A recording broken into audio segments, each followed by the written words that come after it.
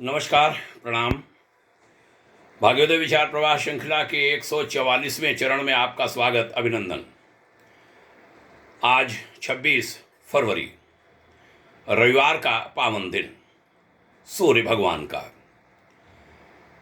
आज विषय इधर मैं विवाह संस्कार के विषय में निरंतर चर्चा कर रहा हूँ। विगत रविवासरीय में भी हमने जो विकार आ गए हैं इस महत्वपूर्ण संस्कार में, उसकी चर्चा की थी। आज मैं चर्चा करूंगा कि भाग्योदय फाउंडेशन जो प्रयास करता है नव विवाहितों को प्रेरणा देने का, उसकी मैं आज चर्चा करूंगा। नव विवाहित दंपतियों का सही समय पर सही मार्गदर्शन बहुत आवश्यक होता है।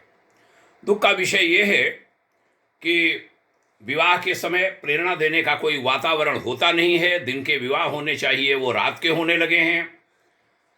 आचार्य कुछ बताना चाहते हैं, उसके लिए समय नहीं होता, न सुनने का मूड होता है। हमने दिन के विवाहों की परंपरा डाली, प्रयास किया है और वहाँ बहुत लाभ मिले हैं। वर कन्या को, वर वधू को बहुत कुछ सुनने समझने का अवसर मिलता है। लेकिन अपना धर्म निभाते हुए भाग्योदय फाउंडेशन एक प्रयास तो करता ही है कि जो निमंत्रण हमारे पास आते हैं उसमें हम वर वधू को या कन्या और वर को एक पत्र देते हैं। पत्र के साथ कुछ पुस्तक भेंट करते हैं। आज मैं उस पत्र का सार, जो मार्गदर्शन उनको दिया जाता है, उसका सार बताने की कोशिश करूँगा। और इसका उद्देश्य, प्रयोजन यह है कि जिनसे हमारा परिचय नहीं है उनको भी ये विचार पहुंच जाए। तो मैं पत्र लिखता हूं कि विधिवत विवाह की जो तिथि होती है वो तिथि और दिन का उल्लेख करता हूं। फिर अपना पैड है भाग्योदय फाउंडेशन का लेटर हेड, उस पर मैं लिखता हूं कि आपके मंगल परिणय संस्कार अमुक दिन अमुक जो तिथि है उसका आमंत्रण प्राप्त हुआ। हमें इस अवसर पर उपस्थित रहने का सौभाग्य मिला, सुखद लगा, ये लिखता हूँ। जहाँ नहीं जा पाता हूँ वहाँ नहीं जा पाने का खेद भी व्यक्त करता हूँ। आगे मैं कहता हूँ कि प्रियवर बच्चे, वर का नाम लिखता हूँ, से मैं कहना चाहूँगा कि आयुष्मती उस बच्ची का नाम लिखता हूँ जिससे उनका विवाह होने जा रहा है। एक गुणवती और श्रेष्ठ व्यक्तित्व की बेटी है। फिर उस बच्ची के लिए लिखता हूँ सुप्रिय, उस बच्ची से का नाम से कहूँगा कि मेरे विश्वास के अनुसार हम सबके आत्मीय। वर का नाम लिखता हूँ जी एक सद्गुणी, भावना संपन्न, सुसंस्कारी और श्रेष्ठ युवक हैं। सौभाग्यकांक्षिणी अमुक उस बच्ची का नाम से एक ही बात कहूँगा कि सम्मान दोगी, सहकार पाओगी। और प्रिय अमुक युवक का नाम से कहूँगा कि धर्म पत्नी जीवंत देवी है, उन्हें समुचित स्नेह और सम्मान देना। निसंदेह आपका भौतिक और आध्यात्मिक जीवन सुख एवं शांति से परिपूर्ण होगा। ये लिखता हूँ। जहाँ ये हमने कन्या के पिता का जब आमंत्रण हमारे पास आया उसका अंश हमने आपके सामने साझा किया। जहाँ वर का निमंत्रण आता है वहाँ थोड़ी भाषा ऊपर नीचे हो जाती है, लेकिन शब्द यही रहते हैं। आगे मैं लिखता हूँ कि आपका दाम्पत्य जीवन सुखमय हो, आप द्वय माने आप दोनों भौतिक एवं आध्यात्मिक उत्कर्ष के उच्च शिखर पर पहुँचे, ऐसी हमारी स्नेह भरी मंगल कामना। हमारे पास कोई तप पूर्ण हो तो उसका एक फलित अंश आपके सुखमय तथा समुज्वल दाम्पत्य जीवन के लिए लग जाए, ऐसी हमारी हार्दिक कामना। महान चिंतक, विचारक, लेखक, तपःपूत हमारे परम पूज्य गुरुदेव पंडित श्री राम शर्मा आचार्य ने इस अवसर के लिए कुछ मार्गदर्शन दिए हैं, जो आप दोनों की प्रतिष्ठा में हम सप्रेम आत्मार्पित कर रहे हैं। हमारे द्वारा लिखित पुस्तक श्रद्धा के कल्पतरु आपके 3 पीढ़िया परिवार को सुप्रतिष्ठित करने और सुखी बनाने में सहायक होगी। विश्व जागृति मिशन प्रकाशन की वह पुस्तक भी आपको सप्रेम भेंट कर रहा हूँ। इन पुस्तकों में समाहित ऋषि निर्देशों को आप हृदयंगम और आचरित करेंगे तो निश्चित रूप से जहां आपको प्रचुर ईश कृपा मिलेगी, वहीं देवभूमि भारत भूमि पर आप एक देव परिवार की सर्जना कर सकेंगे। प्रासंगिक ऋषि निर्देश कृपया नीचे देखिए। फिर मैं 5 ऋषि निर्देशों का उल्लेख करता हूँ। पहला, गृहस्थ एक तपोवन है जिसमें संयम, सेवा, और सहिष्णुता की साधना करनी पड़ती है। ये पहला सूत्र वर वधू को, वर कन्या को मैं देता हूँ। दूसरा देता हूँ, विवाह वेदी पर वर वधू द्वारा ली गई प्रतिज्ञाएं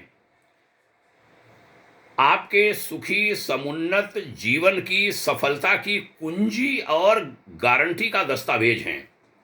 उन्हें सदैव स्मरण रखना। पुस्तक विवाहित जीवन का अलौकिक आनंद, ये पूज्यवर आचार्य श्री राम शर्मा जी की पुस्तक है, आपको सस्नेह समर्पित है। इसमें वे प्रतिज्ञाएं आप देखें। तीसरा कहता हूं, विवाह की वार्षिकी अर्थात विवाह दिवसोत्सव, मैरिज एनिवर्सरी आप अवश्य मनाएं प्रतिवर्ष। उस दिन एक दूसरे को स्नेह भरे उपहार प्रदान करें। साधन नहीं, यानी उपहार को नहीं, बल्कि भावना को प्रधानता दें। चौथा कहता हूं कि अपने सामने वाले अपने ही अर्धांग के विकास के लिए आप उनकी क्या सेवा कर सकते हैं, मैरिज एनिवर्सरी के दिन अवश्य विचार करें। उसके फिर दो भाग करता हूं। पहला का उनको कोई दुख न हो, इसके लिए आप संयम बरत सकते हैं। दूसरा, उनकी भावनाओं को महत्व देते हुए उनकी भूलों के प्रति कितनी सहिष्णुता बरत सकते हैं। ये सवाल दोनों क्वेश्चन मार्क करके करता हूं। पांचवा है, लौकिक एवं आध्यात्मिक उत्कर्ष के लिए आप दोनों एक दूसरे के पूरक बने, सलाह लें, सम्मान दें। ये 5 बिंदु कहता हूं और फिर लिखता हूं, आप सफल देव दंपत्ति बने, यही हमारी शुभकामना है। आपके समुज्ज्वल भविष्य हेतु हमारी अनंत मंगल कामनाएं। ये करते हुए शुभाकांक्षी हमारा अपना नाम, हस्ताक्षर और नाम होता है।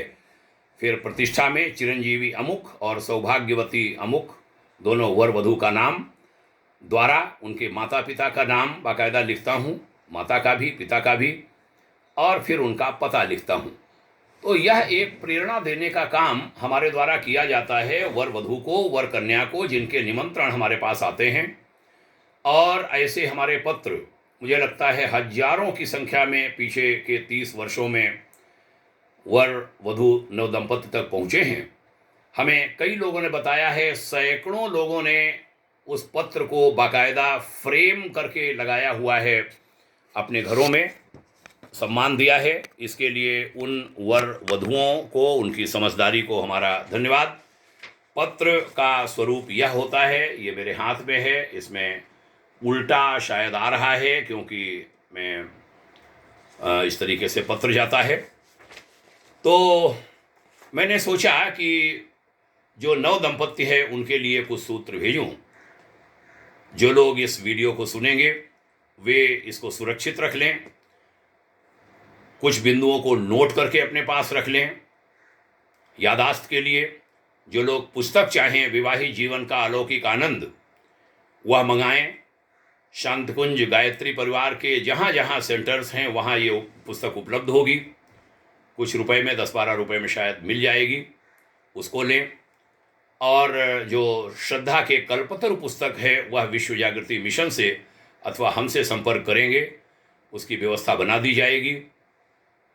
उसका एक सहयोग राशि होगी, छपाई होती रहे, चलता रहे। तो मैंने सोचा आज इस विषय को लूँ। सुनने के लिए साधुवादी हूँ। आप सभी को प्रणाम, पुनः धन्यवाद। जय हिंद, शुभकामना, ओम शांति।